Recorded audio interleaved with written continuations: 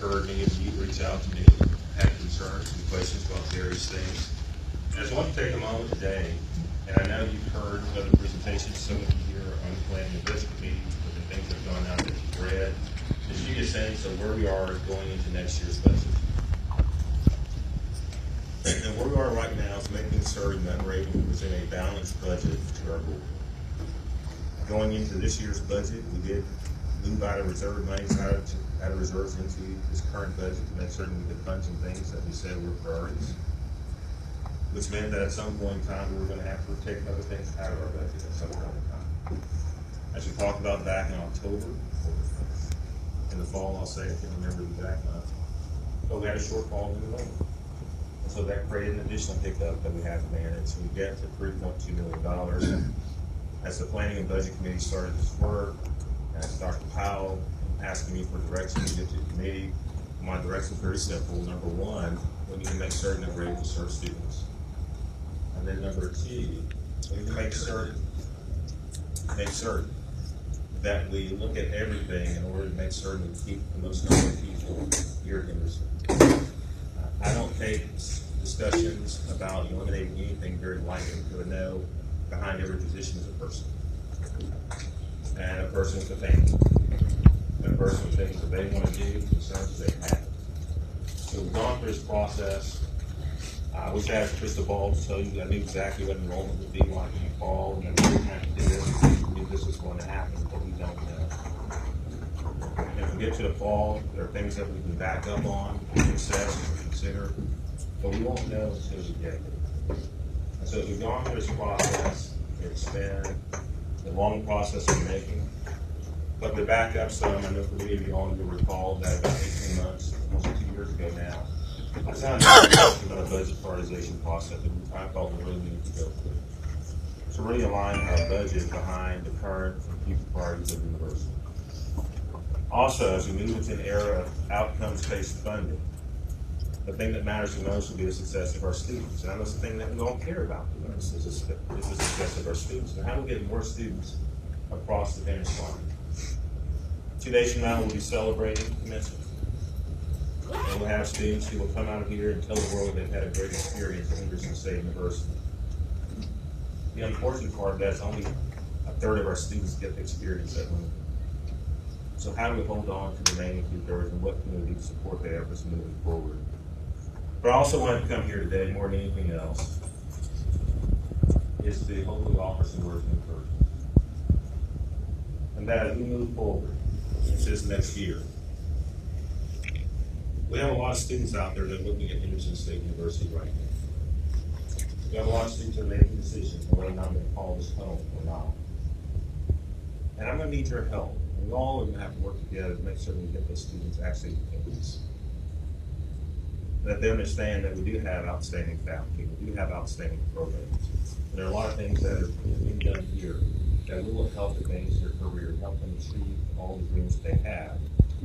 But I'm going to need your help in that, and making certain that we are equally passionate about sharing that message and getting students here.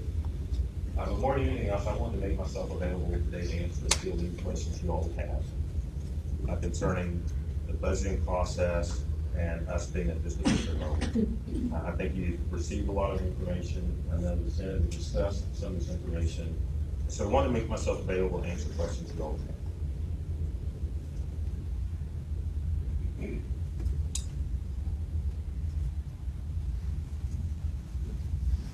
Yes. If the crisis is current, why is the plan for bringing the what goes into our retirement spread out over 5 years and raising it back up? I don't think that's necessarily a 5-year plan. As we hit enrollment numbers and financial numbers, the first thing we will do will be to backfill those amounts. That's at the top of my list to do. And so from our standpoint, I think, I won't speak for Brad, but I think he's being somewhat conservative. But the goal is as soon as we can. If it's next year, that's great. If it's the year after, but as soon as we can, we want to make sure that those amounts go back up. And as it relates to retirement, when you're looking at trying to make certain we keep as many people as we can, that was one of the things that came up was, is this a discussion we should have, is something that we need to look at? And I did ask them to look at it. And I know that is not a popular thing. It impacts me as well. And that's where my retirement is located also. And from my standpoint, as I listen to our people have those discussions, as the planning and budget committee came back with their recommendations, eventually what the board will vote upon next week, that was how that was arrived at.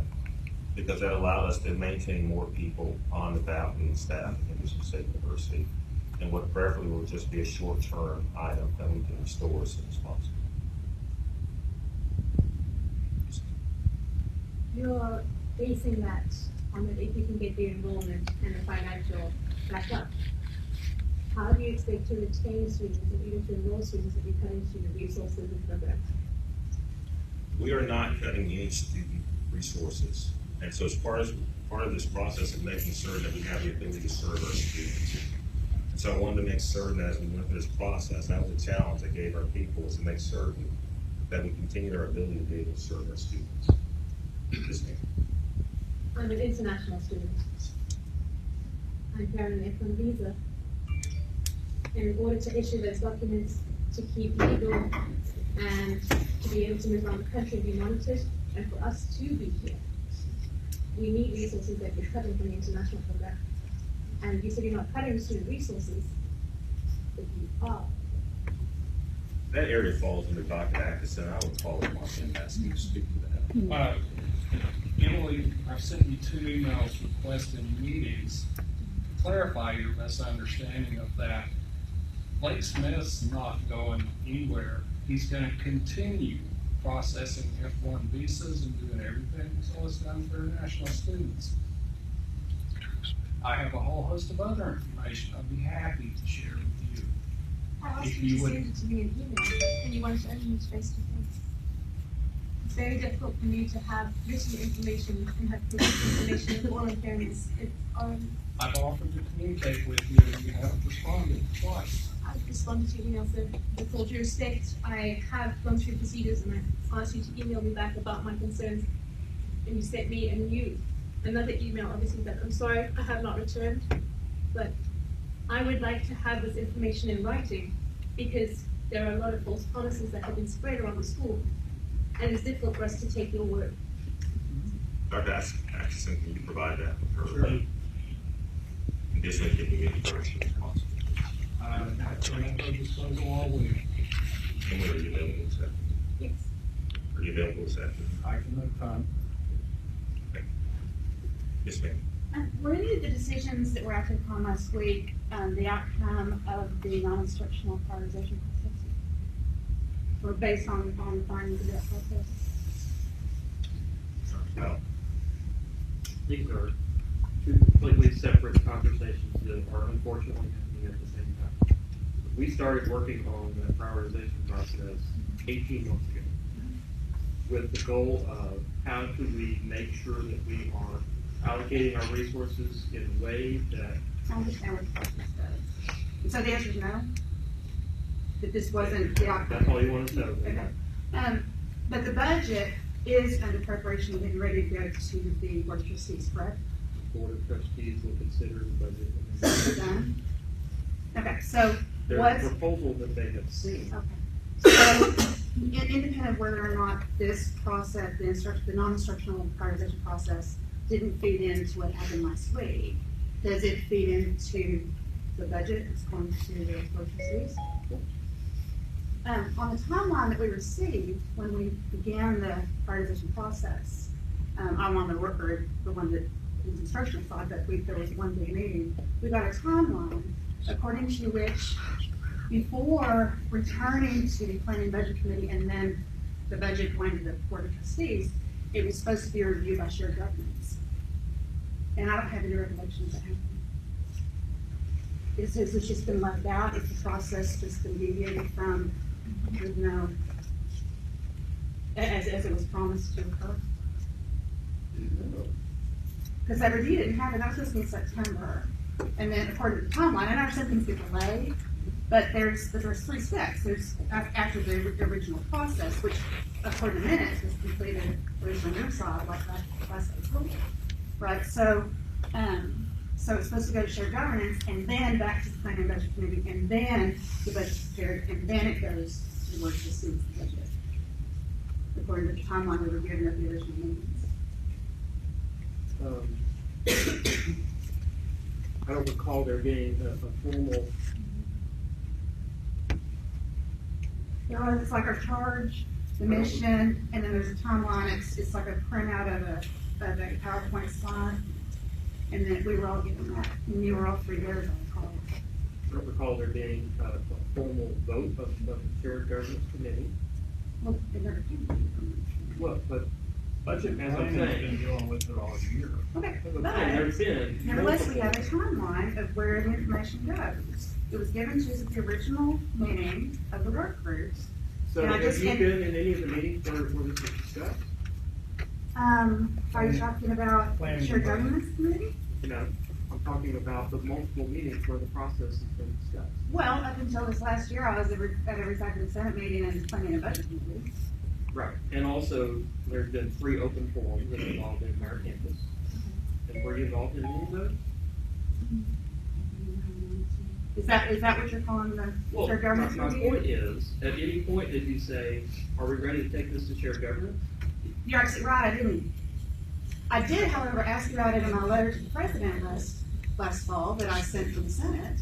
Okay, what did that say? So it said, this process includes this step in September of going to the shared governance committee, and it hasn't happened. So what is it that you wanted to happen to take it to shared governance committee? It's, excuse me, Dr. Powell, I mean, I'm asking a question that's answered. No, I'm trying to. I mean, no, you're getting defensive if you're trying to argue with me. I'm not getting I'm pointing out defensive. a set of facts, Megan. and obviously I'm good, I'm good. Well, if it didn't go to shared governance, it should have, and it Thank will you. go to shared governance moving forward. And they can certainly move next time. All right, thank you.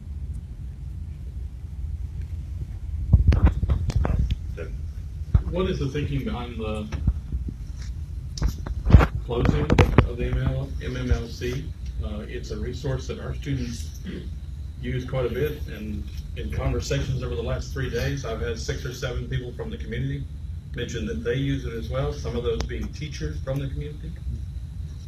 I'll speak to that, and I'll let Steve pick up since it's all for you. My understanding is that we're not closing or discontinuing any services we offer students under MMLC. Likewise, those services will always be available to those students who need that service for their projects, their class projects, or class support, things of that nature. Now, the questions become, there are components of MMLC that feed the outside community, and MMLC itself does not make money. It generates revenue, but it doesn't cover all of the expenses. And so as you're looking at where do you cut back, well, one of the things to look at is the areas that don't make money or cover those operations. Does that mean it's not important? Doesn't mean it's not a valued resource. It doesn't mean that people don't use it. I've used it, my wife has used it, and others, and I know many people in the community who use it. And so the question becomes, for those non-university components, what's the best way to do that? And so at that point, Steve, I'll let you pick up and talk about dialogue and what you're thinking of that. What are you defining as non-university components within that facility? I'm sorry? What are you defining as non-university components within that facility?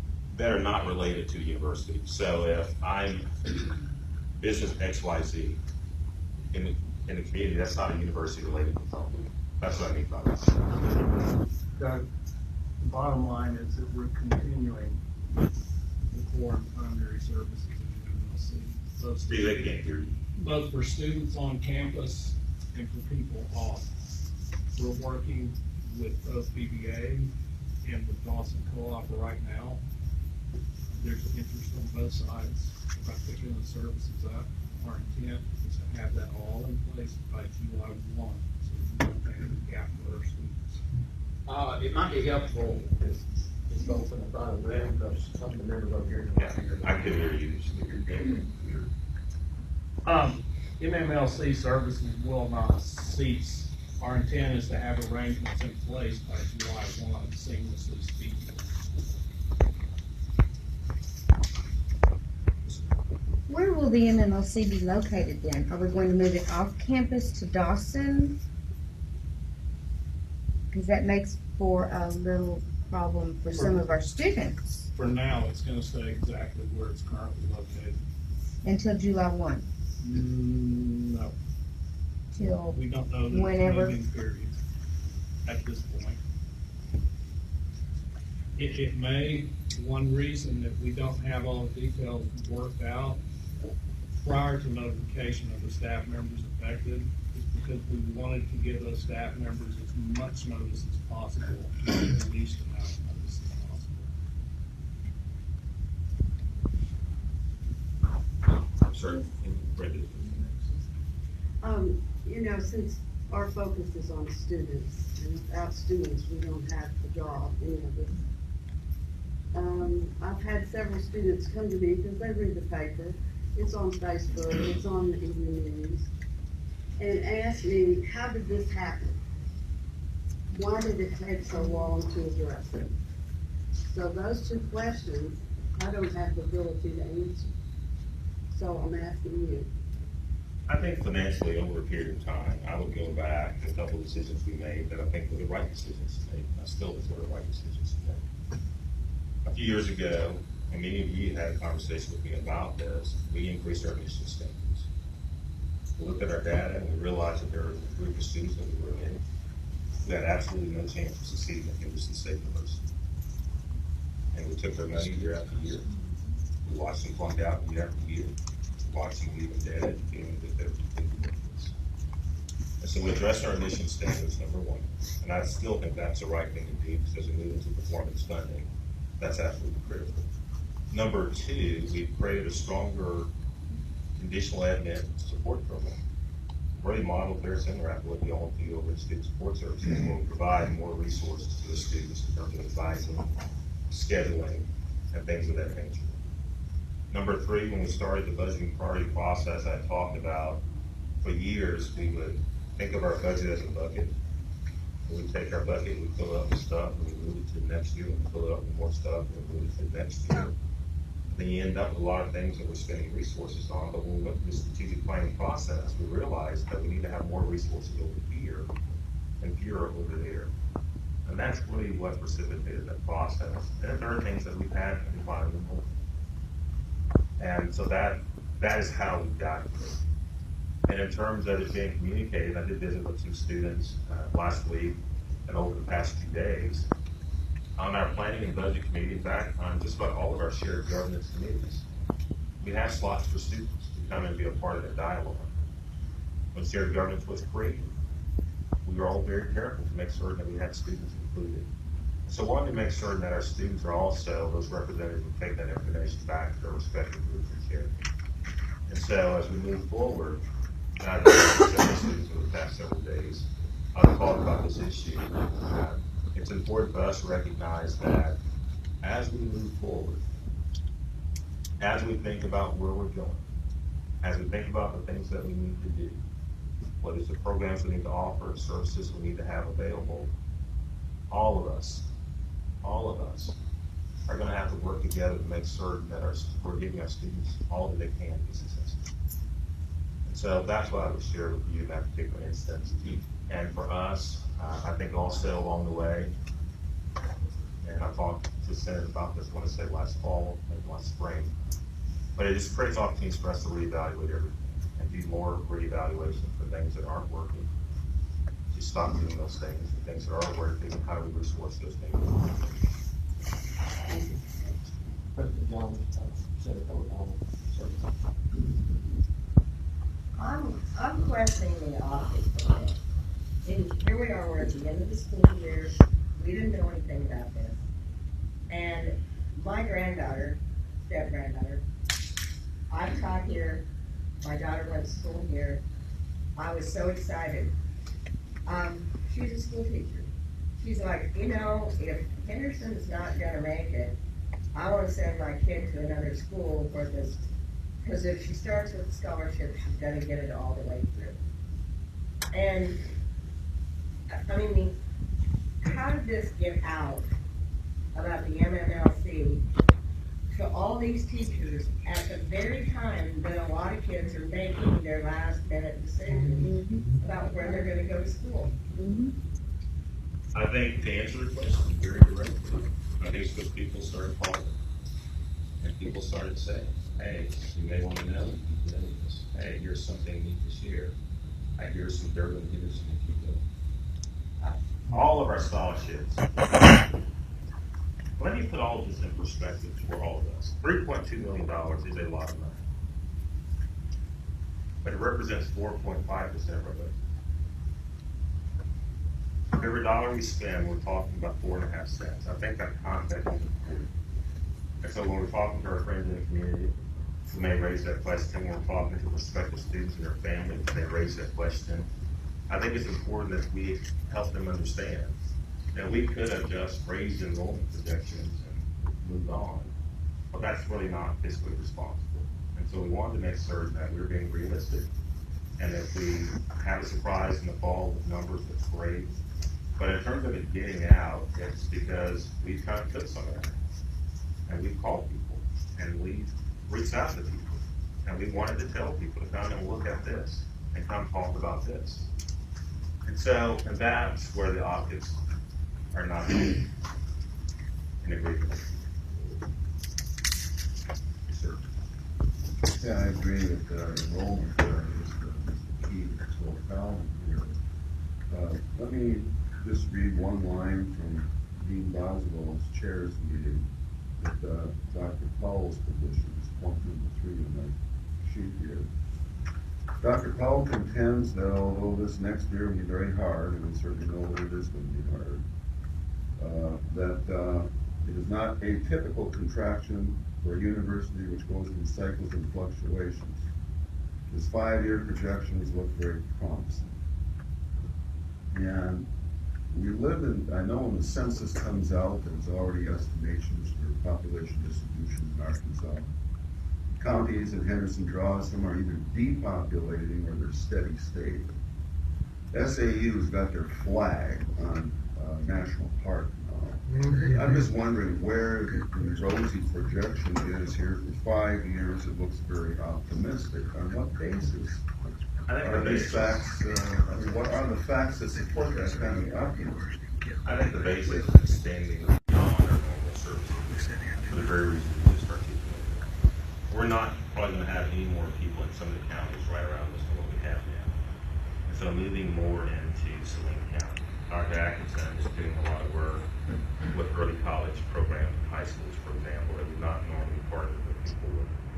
Moving and reaching more out-of-state students, and moving and reaching more international students as well, to make certain that we can create those opportunities. Likewise, as we look at our community college partners, having more community college partners as well. Many of our community colleges are being besieged by all of our universities in the state, because they recognize that if a student already has an associate's degree, the likelihood of that student completing is pretty significant.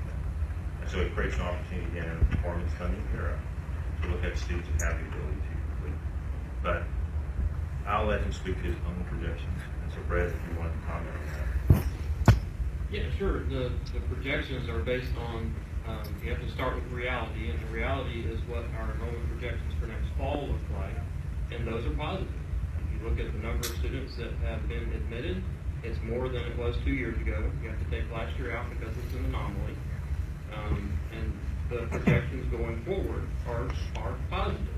So what we're dealing with is a very low freshman class for this year, and that's a challenge for 3 more years because low enrolled classes don't correct themselves.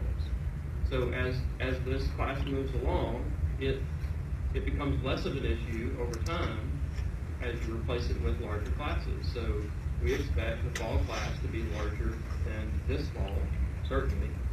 It should be slightly larger than the fall before that, based on what the current projections are. And we've got enrollment projections from the work that our admissions office is doing that shows that the trend continues. So we have a 5-year budget projection based on those trends.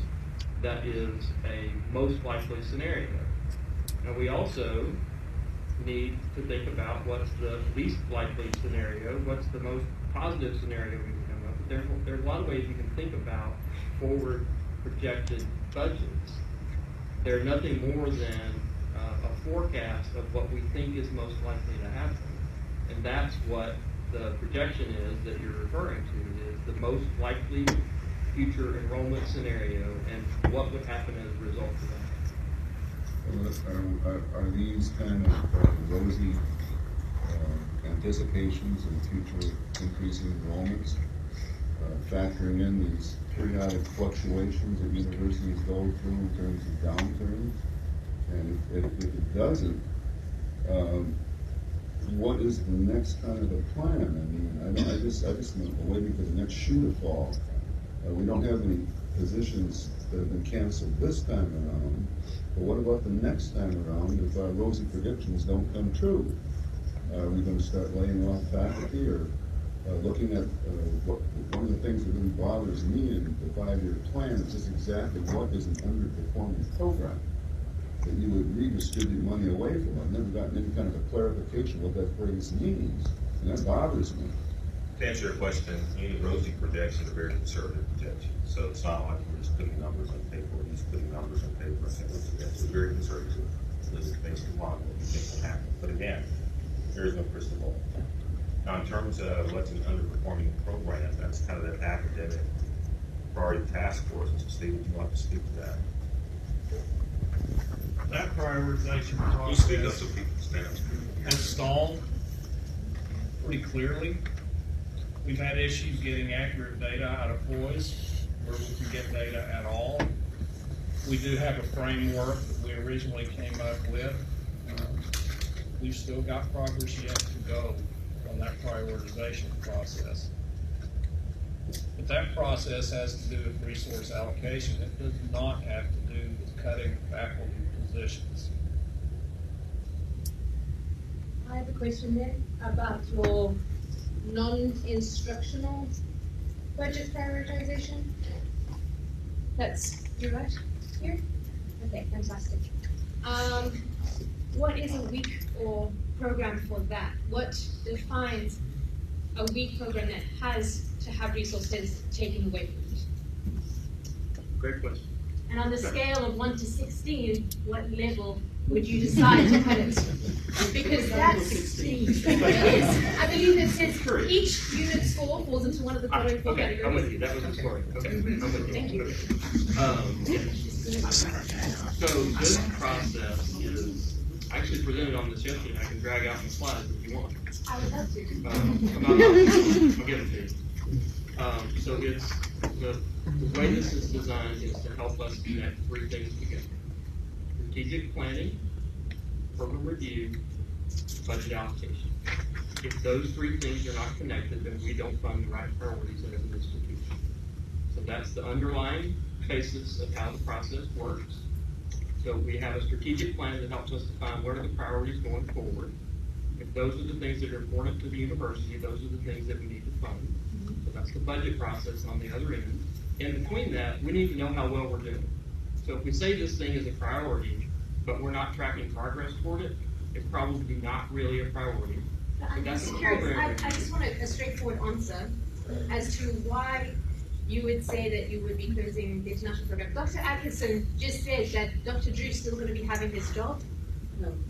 No? So how is he still serving us? He said Blake's.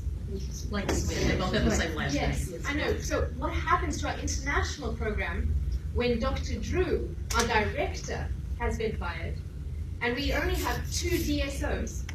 Is the school aware that we only have 2 DSOs? We only have 2 people that can admit us into the school, and you have just terminated 1. So you're under recertification at the moment for the next 9 to 18 months. If something happens to Blake Smith in the next 9 to 18 months, what happens to us? We become illegals. Have you realized that? That I'm shaking right now because I'm so mad. I'm sorry. I recently heard about your China initiative to increase your diversity. You can't do that if you don't have a DSO. The international program was an 11 out of 16 on your strategic planning and budget process. I believe I have an email here from you, actually. You have begun to compile your operating budget, right? And one part of the process was the completion of the non-instructional resource allocation process that you were talking about, and that began last spring. And we submitted our responses. Those results were forwarded to planning and budgeting and will now be used to drive the proposal for the process that will feed into the budget. And each unit score falls into one of the following 4 categories. 4 to 6 needs improvement, 7 to 10, adequate, 11 to 13, strong, 14 to 16, exceptional. And I believe here in the email, over here, it says, your unit score of 11 allows your unit to submit a strategic initiative funding proposal. Meaning, we were a strong program. Meaning, our students make a process. They benefit Americans and they benefit us. Multicultural courses are required for us to be there to give you that diversity. We're an 11 and we got cut. How does that fit into your strategy? Because if a strong program is being cut, and that was in January, this email was in January from you, sir. Like, did it 3 months in your entire year of planning? Did the last 3 months we suddenly fail? Is that how your strategic plan works? Because I would like to know, concrete, what is a strong program and how can we reach those goals? Because none of us feel safe here. If a strong program just got cut, how can we trust you as administration to look after us? And you said Dr. Drew wasn't reinstated? Yes, then I'm back to square number 1, that we are actually in very big trouble if anything happens to Blake. You know, only Blake and Drew are allowed to contact Homeland Security. Only them. You can't, you can't, you can't.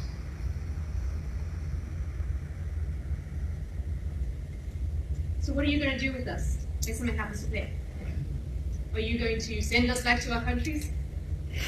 Are you going to fund us to be here? This is a big issue for us. You don't understand. You say, behind every person is another person. Behind Drew Smith is more than 50 internationals. Some of us don't speak English as a first language. Some of us are countries like Libya. They only have a 1-year visa, which means they can't go back to their country and come back here for their education. This is it for them. They're trying to finish their undergrad on this one visa. And by firing Drew, you put them in a predicament that they might be sent back to their country for trying to be here legally. We are here legally. We went through a process. I paid, what, $600 for my student visa, and I paid $1,500 to get over here. I already invested $2,100 in you before I got here. Not even before my fees, I had already invested that in you to get here legally, and you're about to make me illegal. Let's applaud her.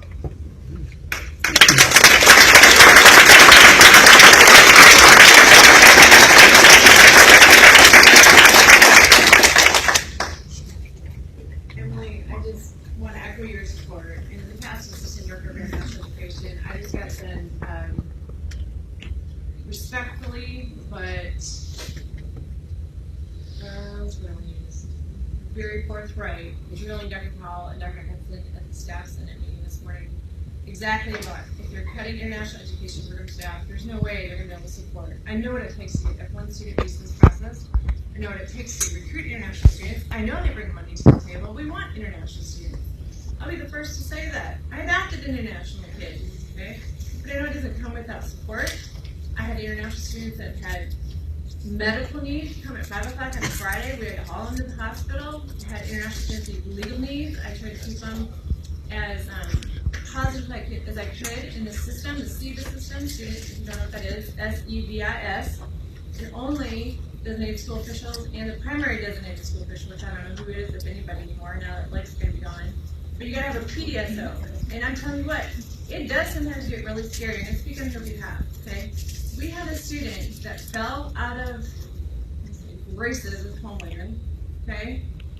there was a raid at like 7 a.m. in the morning in their apartments, and they did that on purpose. ICE did that on purpose, okay? So if you don't have staff members sticking up for international students, they're kind of like a minority group on campus, okay? They do get shipped back quick if they're not kept correct in the student system and things of that nature, and somebody voicing their opinion for them and standing up for them. So good job on how you spoke out. And you're not gonna be able to do it with half your staff. That's all I gotta say. Just support that. Tricia and Emily. Dr. Atkinson, you heard our students' part. I was hoping your conversation with her today that you'll take that part. Please may you answer the questions here, and please may you answer what a strong program is here in front of everyone, because I feel like it's important for all of us to hear this. Not just me. I don't want to go back to office and just be me and my own voice and my own word. I'd like everyone here to hear what you have to say. I'm very well aware of our city's responsibilities and the functions of our international program staff members. And I've what are been you going working to do with about Dr. it? Smith and Blake Smith. We're in the process right now of shifting those functions elsewhere in the university. To who? Only one person can do it now. Like she said, you can't do No, it in with point one of person. fact, 2 people can still do it now because Dr. Smith is still under contract until the end of June. Until the end of June, and what happens to all your internationals in the fall? Our internationals in the fall will be as well taken care of or better than they are now How? by shifting those responsibilities to other offices elsewhere on campus. So, how? I couldn't answer the how right now because I'm still working on it, Ms. Wetzel. But if it's a strategic plan to fire one of your DSOs without an idea of how you're going to deal with that, As provost of this university, it's my strategic plan to protect the academic mission, the heart of which are the faculty. are you protecting them right now by not answering their questions about programs either? I'm sorry, I don't mean to be forceful, and usually I am extremely respectful, but it just seems like you don't have a plan. It's just not public. Well, we need to hear it. If you're already terminating people, respectfully 2 months away, but if you don't have that plan in place before we leave, because over the summer it's very hanky-dory to have it over summer because all of us are gone, so we can't fight you. You're not fighting me right now. We're not, but we can't really. She was saying it hasn't gone back to shared governance when we're about to break for summer. How is any of this going to get sorted over the summer when we don't have student voice? He said that there's going to be student forums. How are we going to have student forums when there's no students on campus over the summer? We have no voice if you're making these decisions and then not including us in it. So we would like to know your plan because it's frustrating for us. I'm not trying to be rude. I'm not being rude. I'm trying to voice what everyone here is thinking. We all want to know what your plan is. And it affects us. I'm applying for my F1 visa. It would be a tragedy if I didn't get it because of my arthritis, yeah? But I'm applying right now for my F1 visa, my I-20. And yes, it can probably get done by June 30th. But what about the other students? Because your enrollment only ends July 16th, right? Or something like that. So about the new internationals, we're still applying in July when Drew is gone. And those resources have been moved where? To our admissions office? Do you think that all us internationals need is just an admittance? No. Then how are you going to address our cultural, our emotional, our academic, because I can tell you I've been over to the career development, the career helpers. I'm not speaking bad about any of you here, except they just followed a degree plan, which I could have done by myself. They didn't offer me any emotional academic support. How are you going to help your internationals? How are you setting up this plan without our input? And how are you planning to do this all by June 30th and have someone else to help with this? Fair question. I can't answer it with any specificity right now. When will you be able to? over the next several weeks. Sir, with all due respect, I'll be out of the country in the next several weeks. You know what, Emily? What? We'll take care of what we need to take care of with you, just like we'll take care of the MMLC, just like we'll take care of our academic advising, and everything else is in academic affairs or finance and administration. And I have to take your word on that. You're gonna have to. It's not very satisfying for me. Well, I'm I'm sorry. sorry that's the case. That's the case. Kind of as a follow-up to that, President Jones, at faculty senate meetings, Dr. Atkinson indicated that the staff members who have been laid off, that they were laid off not for cause or because of incompetence. And so, at least for me, and a lot of people were sort of puzzled with the rhyme or reason for it. Someone here, someone there. If these positions were not needed, why weren't they eliminated last fall when we had the first budget crisis? That's a very good question. And I think because last fall we're in the middle of an academic year, and I know I usually what the staff said about this, but I think in the middle of an academic year, I think there was a hesitancy to go through and begin that process without some kind of thoughtful analysis. But as the different vice presidents came back and said, okay, here's what I'm going to do to make up the shortfall, at that point in time, they said, here's where I think I have the best opportunity to do this. And so decisions were made at that point in time. But since he was at the Senate last week, answering that question, I think he's in the best position to answer for you. But as it relates to last fall, that was the rationale behind last fall, that in the middle of the contract, and to eliminate a position while somebody's in the middle of the contract did not seem to keep the obligation of that contract.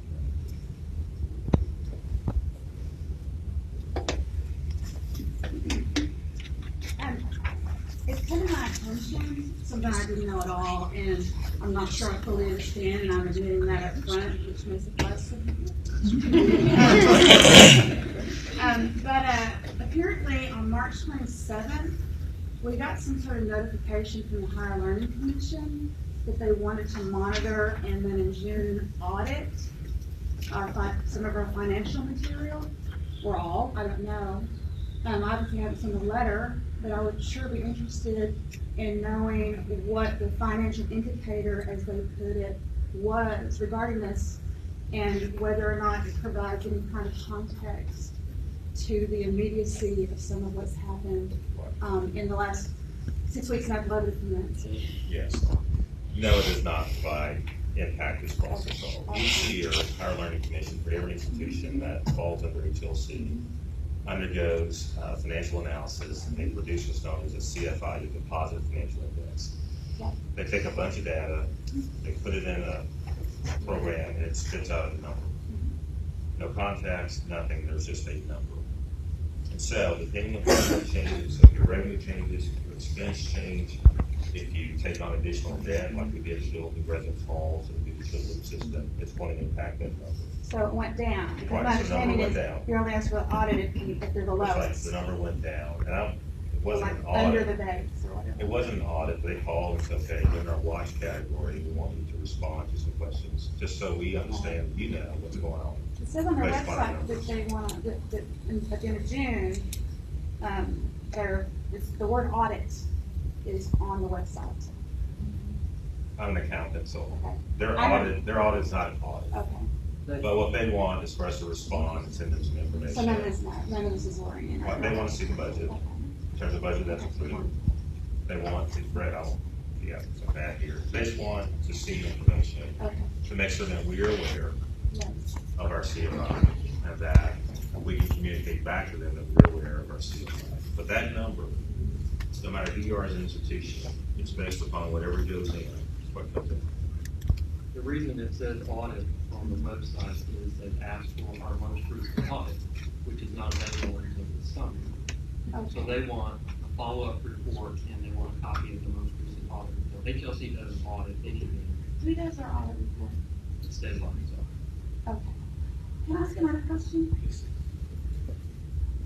over the past sort of the period of time when we've been talking about all this, and it's like, oh, we gotta do ERP, we gotta do this.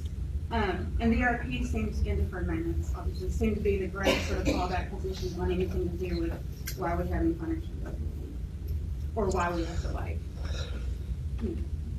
take people's incomes away. But it's also the case that, I kind of think, you and I talked about this last year, you corrected a misconception I had by pointing out to me that we're paying for this $3 million ERP over the course of 7 years, right? Which means it's broken up significantly in terms of cost, and you told me that this really wasn't very burdensome at all, right, over the course of that. And I know next year we also have to do an upgrade in order to facilitate the ERP. And then I know that we had this enrollment drop this year.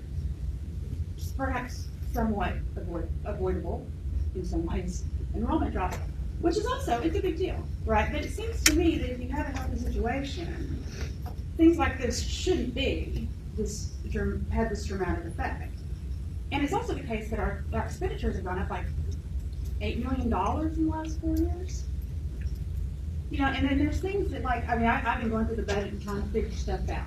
What costs what has given return. I have no idea what kind of savings we've made through our $3.2 million yearly contract through the outsourcing of the physical plant. How much actual savings has come from that? We have this growing administrative section. Carrie Roberson left. We're getting 3 new, highly ranked, I suppose, administrators to fill in, to take over that part of activities, including an associate vice president and 2 directors. There's this constant growth. When I came to this university, it was the first year we had a provost. Now we've got 4 of one stripe or another, all of whom are making more, provost, associate vice. And with the possible exception of Dr. Taylor, all of you are making, significantly more than the people who did least. And I know I'm going to get told about how much more these different offices are doing than they used to do, and I don't really want to, I've heard it on the times. And I'm not saying that they shouldn't be paid for what they do. I'm saying that it's constant increase in this money at the top, these growing expenditures. And we can't handle problems when they come, apparently, without laying people off, except for the fact, when those students were up on the 3rd floor of Womack the other day, and this is all over the internet, videos all over the internet, and they're asking about why all these jobs are posted still on our website. And you talked about the faculty jobs. You said these are all jobs we have to have, so, there are already, jobs that already existed, and you didn't mention all these new. And I know they're already budgeted for, but so what? If we've really got to fire people, what are we doing hiring 3 new administrators to replace 1? I just don't understand it. The reason it just doesn't make any sense. And I know it'll be great to have them. If they go out and raise all this money that apparently it's impossible for us to raise, great. But we can't pay for it, apparently. And if we could, surely we wouldn't be doing this to people. And you told me last year when you were talking, and this is in your office, and I didn't mean it exactly, I guess, but you told me when we were talking about rationalizing staff positions, that it would be done through when somebody leaves, we can move people, and that there would be consolidation. Attrition? Is that what it's called? Attrition, apparently. It sounds bad, but I guess it's good. So I don't understand why we're hiring, I have no, what is this new associate vice president of alumni whatnot going to be making? What is the new vice president for student affairs and student success going to be making? I know that that's a position that is a replacement. How do we send away Dr. Smith and Jennifer Wright and all those other people and hire 3 new people to replace 1? How's that remotely conscionable? I just don't get it. I'm sorry. I just don't get it. It's too much money. It's just crazy. And that's all. Oh, come out. Could I would like her question answered. I would like an answer to the question because we did lay people off. And I want to know why this trend is occurring where we can hire more administration and lay off staff. I want an answer. I can speak to the advancement piece. Jennifer Boyer essentially took her budget and she just moved monies around. She eliminated some things, added some other things. One of the issues and opportunities we have is to raise more money to support the university. She came and said, I have to replace Gary Robertson, who's had a vacant alumni director open for some time now. Another person's a possibility of adding a fundraiser. That may or may not be true. But that position is open at this particular point in time, but it may or may not be true. And the whole premise there of those three positions was that from a revenue standpoint, it wasn't any additional money going to her budget. In addition to the steps that she did take, she wanted to have the opportunity to be able to generate a fundraising staff that we could actually get out and raise more money with. And so that's the answer to that question. To the others, I would ask others who are seeking those positions to respond to her question. Now, as we look at performance funding, I will say this, one of the things we are measured on is administrative efficiency, and that is looking at where we spend money on administration and reducing that and putting the money back where it needs to be. That's people that are touching and impacting student success at a higher level. And so we've had those conversations already just internally about how we make certain that we're being leaner administratively and we're not just creating titles and positions moving forward. Because I do think you are correct. It is inconsistent. It's incongruent. SAU and Arkansas Tech and several others are always, people of Arkansas are aware of them because they're advertised all the time. I know we have 2 billboards on I-30. I never see Henderson on television. If we got the word out maybe a little bit better, maybe we'd have more of the students. And we need also to continue to look at recruiting the 2-year colleges because those people come here as a junior, they're going to graduate, they're going to be alumni, and they're going to contribute money. A lot of freshmen are never going to make it. Absolutely. Our board authorized us to move forward with a marketing firm, and we've engaged CJRW, the marketing firm, and they've been working with us for about a couple of months now, and working with a core group of people, a couple of faculty members have been a part of the process, and they'll be doing a presentation here next Saturday in terms of what they would like to do for Henderson in terms of moving forward with us in the marketing plan to address their issues.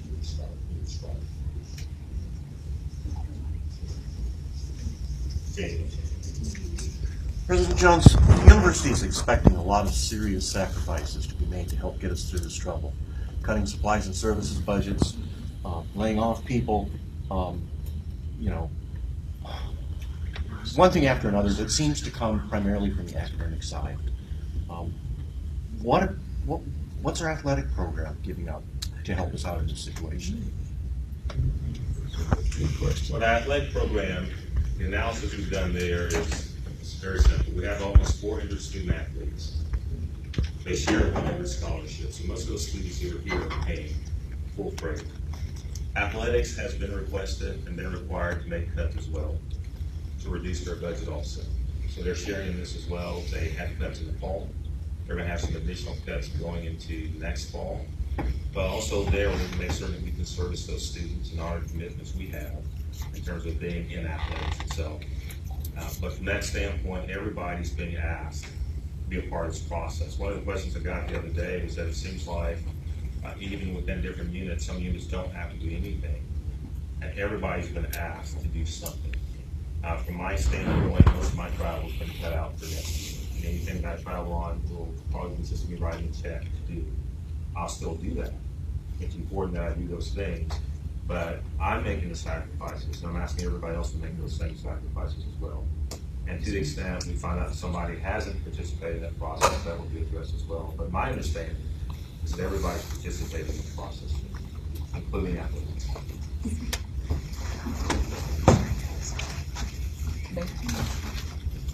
I have a problem with cutting travel versus cutting my retirement. And I've had to pay my travel quite a few times, I can't give back my retirement. And so I'm gonna have to make adjustments if I lose 5% of my my retirement. Not being able to travel is a whole different ballgame, in my opinion. And so when you say we all have to sacrifice, we're not sacrificing equally. That is my frustration, Dr. Jones.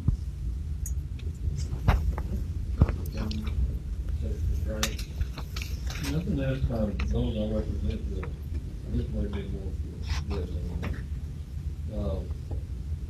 You know, we went ahead and we've outsourced, what, maintenance, new contract food services, new insurance that sucks, and all this stuff. Where are those savings? Where'd they go? I mean, we were sold this bill of goods that it was gonna save us all this money. And now here we are. Where did they go? That's what they want me to ask you. I'm answering. Dining services has been outsourced on campus for at least 20 years that I know of. I've only been here 2, so I don't know when that started. The change in dining services is because the students at this institution weren't getting what they were paying for. We had really poor dining services. Food was bad, the service was bad, the people were bad. We replaced that company because they weren't delivering. That wasn't about savings. It was about giving students what they asked for. What about the vans and the maintenance, insurance? Let's get something. Van? Where's our fleet of vans? They're still here. Nobody will drive. Bought a new van this year because we replace one periodically as we need them. There's a new van we bought this year. You asked about maintenance. Maintenance was outsourced 3 years ago. It was not a savings plan. Again, I wasn't here. But it wasn't intended to save money. It was intended to address the drastic deferred maintenance that was on campus. And if you look around, I've only been here 2 years, but I can tell you in the 2 years I've been here, things are drastically better than they were 2 years ago. Because we've been able to address the things that weren't addressed in the past. I can go building by building if you want to talk about the improvements that have been made, and they are essential improvements. These are health and safety kind of things that have happened as a result of outsourcing that contract. So that was not a financial savings to the university, but it was a desperately needed change that we had to have happen.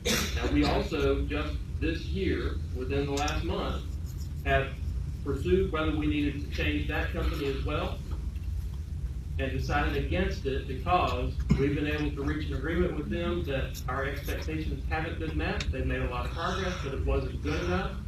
They agreed. They said they were not delivering their best. And we're going to renegotiate a contract that says exactly what we expect from them and exactly what they're going to deliver, and they're going to deliver it. So we're going to get the value out of that contract that we expect as a university. And what else were you asking about for? Insurance? Yeah. We made the change in insurance because it was killing us. 45% increase in 2 years because we had been with Blue Cross for at least 10, longer than that.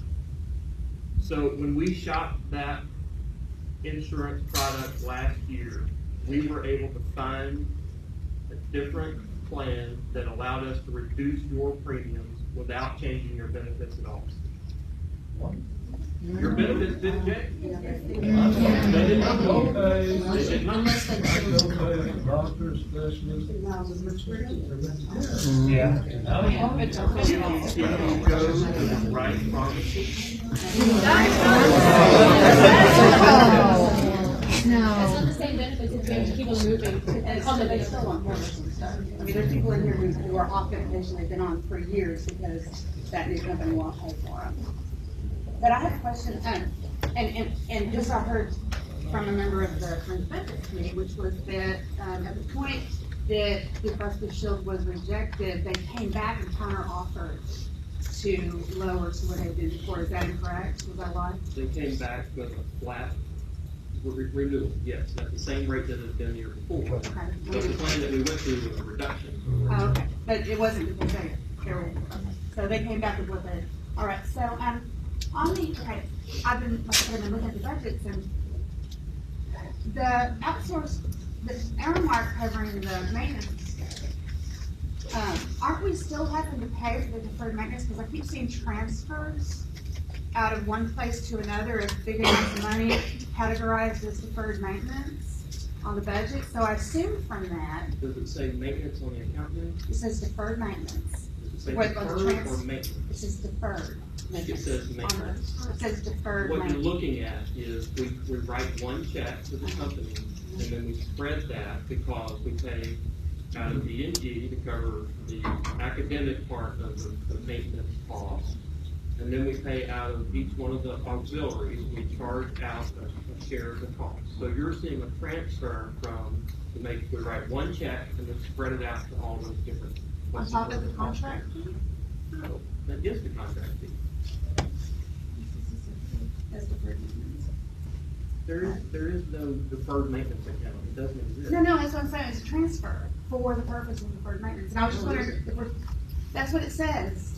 I'm just saying, I'm asking, okay, so my question is then, is within the Aramark contract, the deferred maintenance is being covered without any additional expense to us? No, it's our university. What Right. we outsource is the people and I know we have to pay the supplies. the supplies for custodians as part of the contract. We pay for when the lights go out, we have to have new bulbs, we pay for bulbs. No, I know we pay supplies, I mean, I understand it's the sort of thing, but they're doing the labor for the deferred maintenance within the terms of the contract, just there for everything else. One of the problems that we had was that we felt that the contractor was outsourcing their outsourced contract to all. And we've asked them to get that under control. And were we paying for that? Yes. Okay. Yes, that's why it was a problem. Okay. New faculty that works primarily in Garrison. For myself and my students, how will Director Higgs's responsibilities be distributed, and what does that mean for us as far as procedures and requests and working on a daily basis?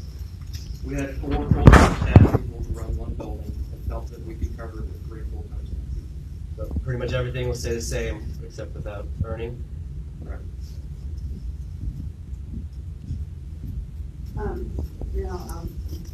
Dr. Y'all has the same concern, and I think morale here is very, very low. That trickles down to your students. That affects your enrollment. That affects your retention. When the enthusiasm is not there, and you asked for it earlier. So, the 7 positions that were eliminated were not high-paying positions. And so I guess there's also this whole discussion about 7 people, but they were not 100,000 plus people.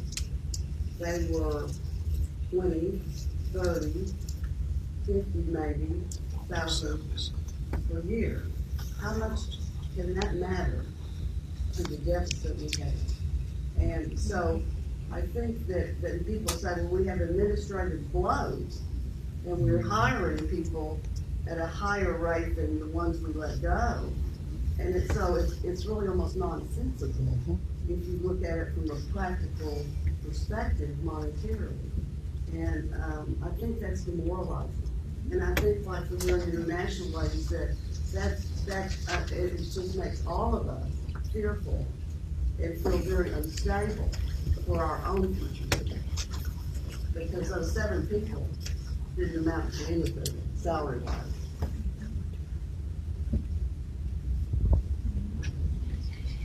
There's a very considerable chunk of money taken from adjuncts. I valued the adjuncts that I had working in our department. The class sizes are large, their salaries are pathetic. I worked at Penn State 20 years ago, 30 years ago. My first class that I taught was $5,000. Now, admittedly, that's a large school. Here we are, 40 years, 30 years, whatever it is, down the road, here in Arkansas, and they're being paid a pittance.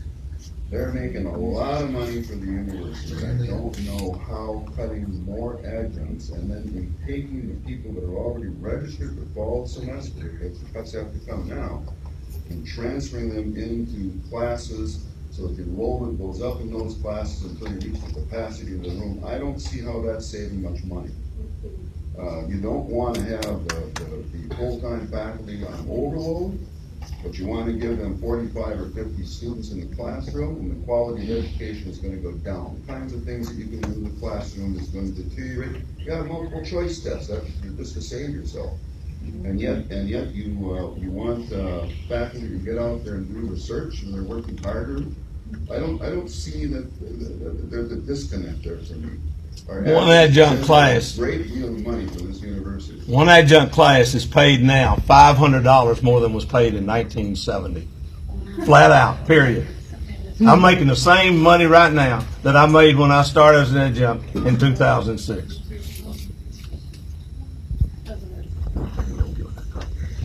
Somebody read the Chronicle of Higher Education. Catholic University is laying off 35 tenured or tenure track faculty members. Northwest Missouri State University, 50. They're replacing them with adjuncts. We have not suspended, withdrawn, or stopped any tenure track faculty searches. We're not going to next year. We have not and don't have plans to cut tenure track faculty positions and replace them with adjuncts. I won't do it. But the truth is, our enrollments have dropped by 11%, and our instructional spending has increased. Do you want me to increase our reliance on adjuncts at the expense of the tenure track faculty? Find yourself another provost. Diversionary at best, because if I'm not mistaken, we were told that there would be a higher enrollment in the fall than there was this fall, correct? And so we have classes that we need to teach, and some of our departments, like mine, English, require quite a lot of adjuncts to teach classes. So if you don't have adjuncts, you have to give faculty overload because you're not increasing the amount of faculty that we have. What is your recommendation for how to teach these classes when you don't want adjuncts? I'm not saying we don't want adjuncts, and I'm not saying that we're not going to have adjuncts. But we're cutting them. Yes, we are. Who's teaching these classes? The classes that we have at the upper division that are under-enrolled, we've got major programs who've got 6 or 7 or 8 different upper division program electives that are grossly under-enrolled. It's no accident that some of those programs have single-digit numbers of majors in them. Other departments, half the size, have got 2 or 3 upper division courses and have 4 times the number of majors. Now, are you telling me that we manage our major and minor enrollments as well as they possibly could be managed, and that every course we offer is necessary? If that's true, then we're doing something right now and have been over the last few years of enrollment drops that there is no record of anywhere else in the academy. We can't increase adjuncts and overload and tenure track faculty. Brett, given your rosy projections for 5 years, how many faculty FTEs did you project tenure track or full-time when we're going to increase? In the latter years of that 5-year projection, as enrollments grow, if those projections are accurate, I used a level student to faculty ratio. So wherever we are now, 15 point something, I projected that forward using the same ratio, which means that in the 3rd year out, it would mean 2 additional faculty positions. In the 4th year out, it's another 6, I believe, and so on. So it keeps the same ratio. It was 11 5 years out, wasn't it? You want me to hire those as adjunct positions? I don't have anything else to say. I understand, but there's still a question that's not being answered as for the coming semesters, who's teaching these classes when there's a 35% decrease? What courses have you seen that have currently been canceled on the books? Have any of yours yet? Courses haven't been canceled, but as has been made aware throughout this session, there are things that you don't know. There's no names on There are it. things that haven't been done There yet. are courses at all levels that are gonna be canceled, and they're gonna be reassigned in load to tenured or tenure-track faculty members or full-time instructors. That's the way it works in the academy, people. We've got classes that have been canceled in the past, and the faculty who were teaching those canceled classes didn't assume any additional load.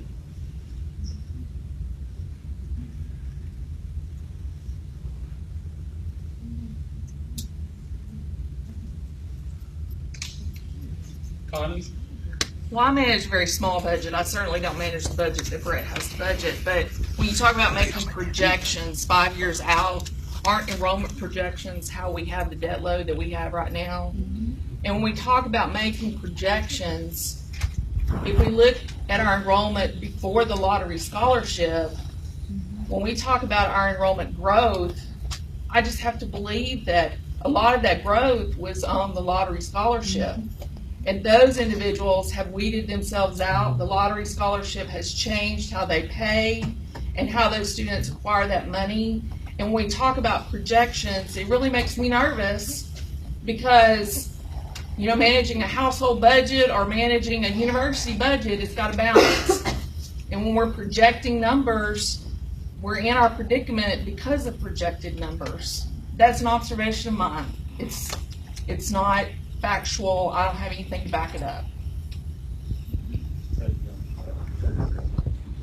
What is the plan for graduate faculty left?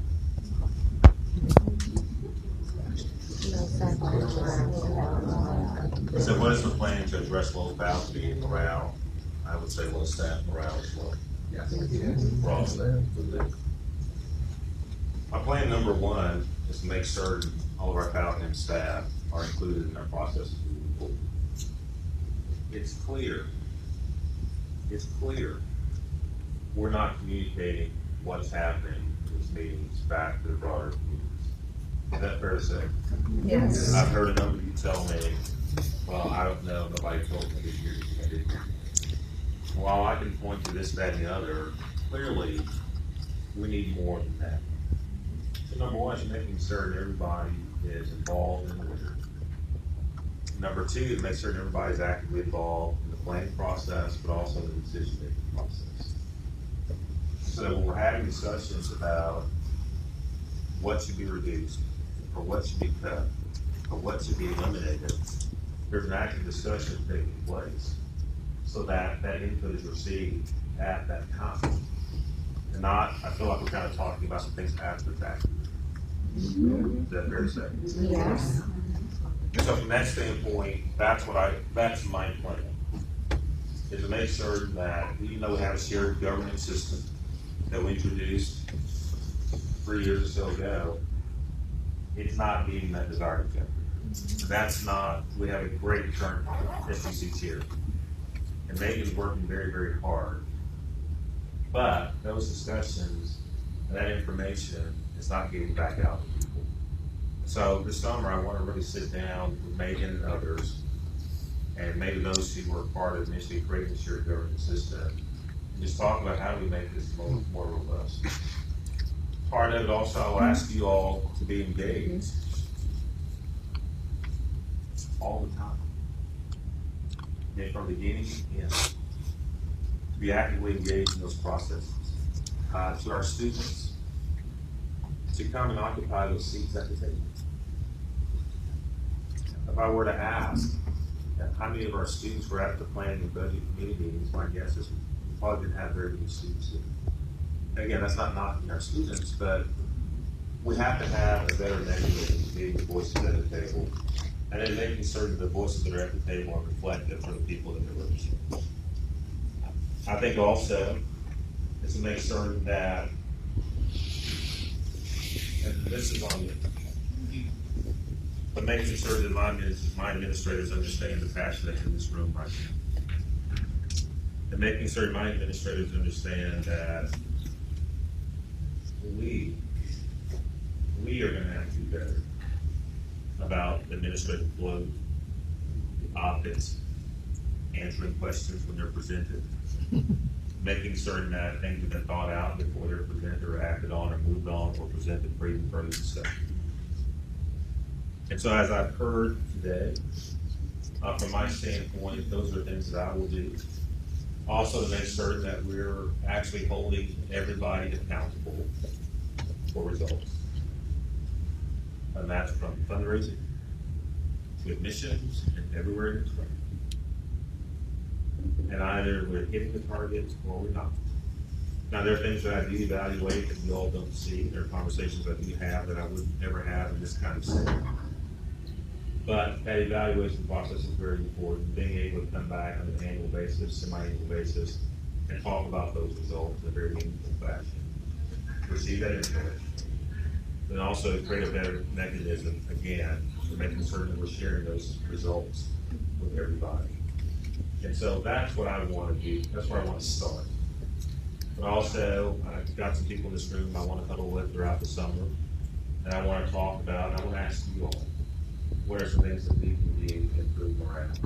I don't think it's, my kids say it this way, Dad.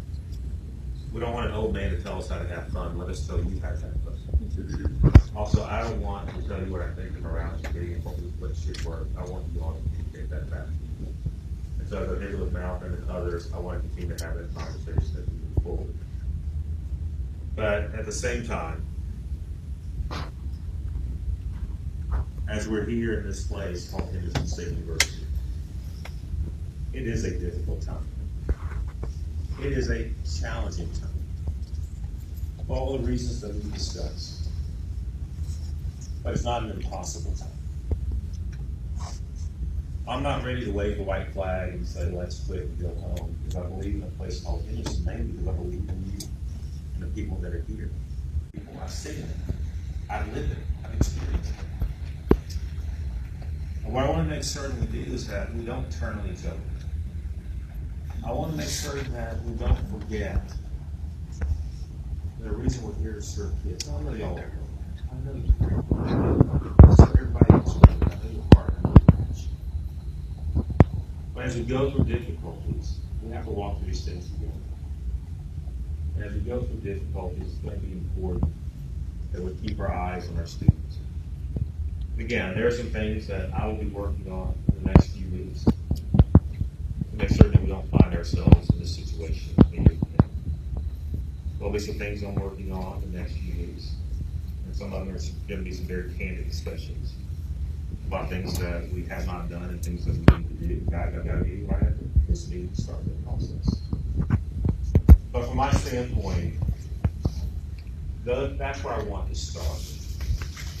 And I would love to have your feedback along the way. I'd love to have your inclusion in the process along the way.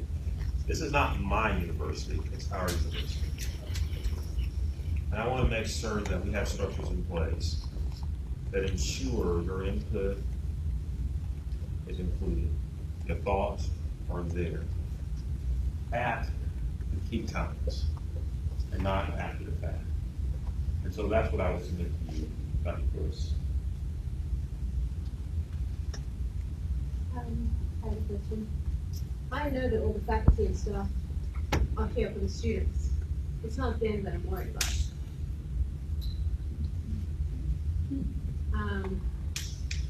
I have spoken to many faculty and staff, and you say that you are going to listen to us.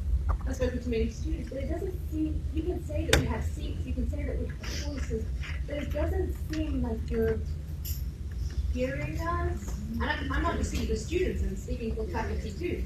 I don't want to implicate anyone because they're worried for their jobs right now. And they don't want to say out this, but you're not listening to them. You're right, this is after the fact. And you say you're going to do these things. But you've also said many things that you haven't followed through on. Are we going to meet with you over the summer voice our opinions, talk about solutions, talk about options, and then come 2019, and faculty are having exactly the same problems because they haven't been heard. Because this is not the first time that faculty have felt that they haven't been heard. This is not the first time that staff have felt that they haven't been heard. This has been going on. And it's only since us students have actually made the news come. Only once us students have been like throwing it out there that we're concerned about our faculty. Now you're going to do this. Why weren't you doing this before? And can we trust you? I would respectfully disagree with that. Have you been listening to them? Every person That's ever, yes or no question. yes, I have. Every person who's ever reached out to me has an audience with you. Every person. But are they heard? They have an audience, but are they heard? They aren't heard by me.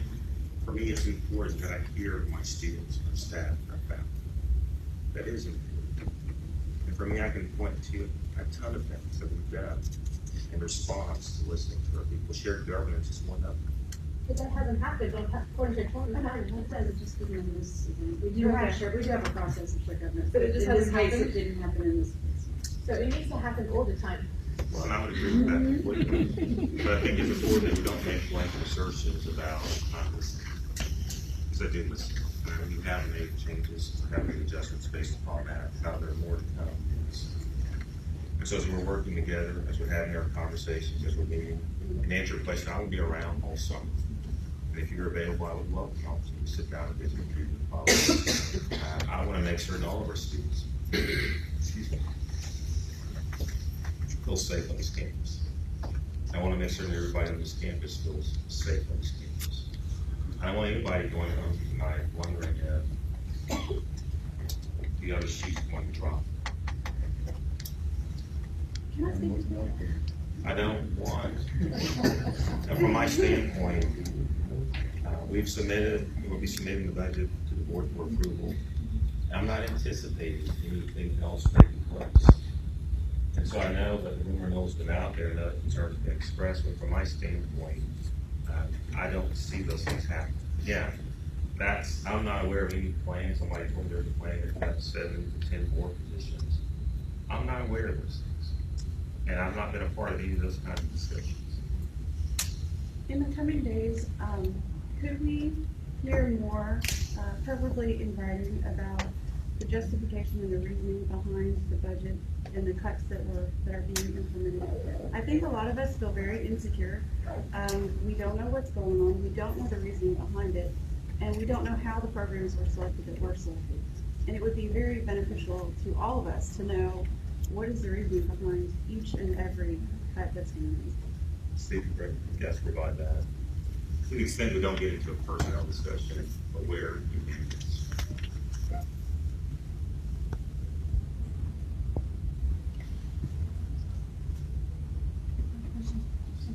Were we waiting for an answer? Or? Okay. My basic bill said yes. Oh, okay. Oh, sure. Okay. And I'm straight up. Faculty care, especially new faculty, and this is why, partly, at least for me, there is a cause for concern. And I'm going back to the prioritization process, and Dr. Atkinson just mentioned a few minutes ago about how the instructional site was installed for this and that and the other to do with the evil toys. But previously it was due to not getting the data from Ginger or whatever. But when I was faculty senate president, I asked about this pretty much every time we met, and it was like it's going to be next semester, it's going to be next semester, it's going to be over the summer, it's going to be next semester. And then I was reading through the president's reports of 2020 faculty senate minutes, and I saw where in discussion with the current president, Dr. Rigsby, Dr. Atkinson stated that, because he was asked for clarification about the distinction between the two processes, and he stated that, and this was after your conversation, the president's conversation thing where he said that everything had to be ready